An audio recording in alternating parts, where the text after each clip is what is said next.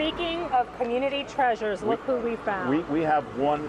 We usually call him Mr. State College, but since he's in Boalsburg tonight, I guess we've got to call him Mr. Boalsburg, Mr. Festival, Mr. Festivus for the rest of us, Mr. Cinderson.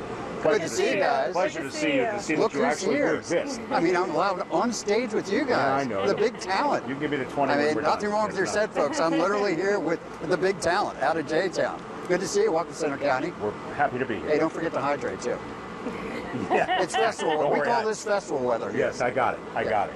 These grounds here, of course, you hear it a lot from visitors that come to town. There's a lot of history here, especially when we talk about a town that has the foundings of Memorial Day tied to it. Right. And we're here on the Military Museum grounds.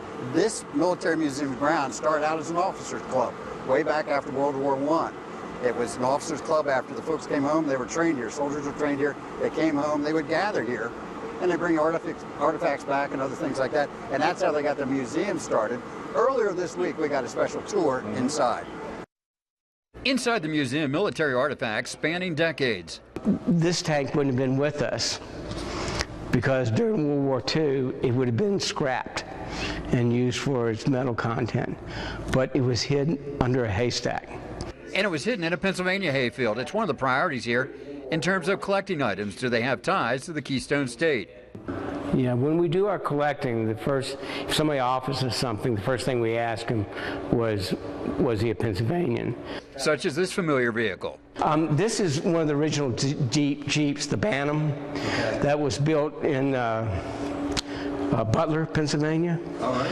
And it was the prototype for all the Jeeps. The Pennsylvania Military Museum got its start when an early Boalsburg resident donated the land where military training exercises were staged.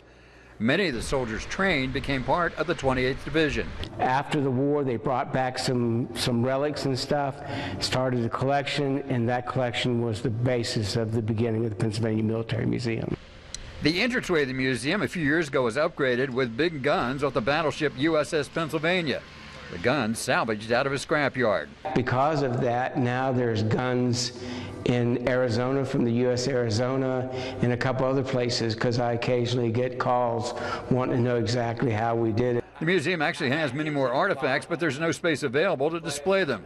They'll soon begin work on setting up new exhibits. We are in the process of redoing our exhibits. We're just in beginning planning, and one of the first things we're going to do in this fall is we're going to have some focus groups where we're going to invite people in the community to come in. We're going to listen to them, decide to get them to tell us what they would like to see here. The museum grounds include 6.5 acres dedicated to the 28th Infantry Division Shrine. The museum first opened in 1969 and then was refurbished and reopened in 2005.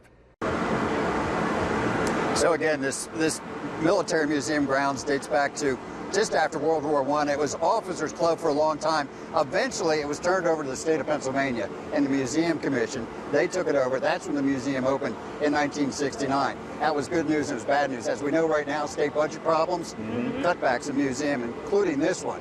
And that's what they're going through right now. In fact, that's why they're going to retool this in the fall. One of the main fundraisers for this museum, we're at it right now, the parking they collect for the People's Choice Festival. Gary, thanks a lot. Good to see you folks. It's good to see you. Now, I'm probably, will we see you later on at your favorite establishment? Are you maybe possibly. In your chair? Don't forget to hydrate. You guys look like you need to hydrate. Don't worry, we'll be there. We're pretty thirsty. Gary, thanks so much. Thank you, Gary. Good to see you. Yeah, hydrating is a really good thing to be doing out here.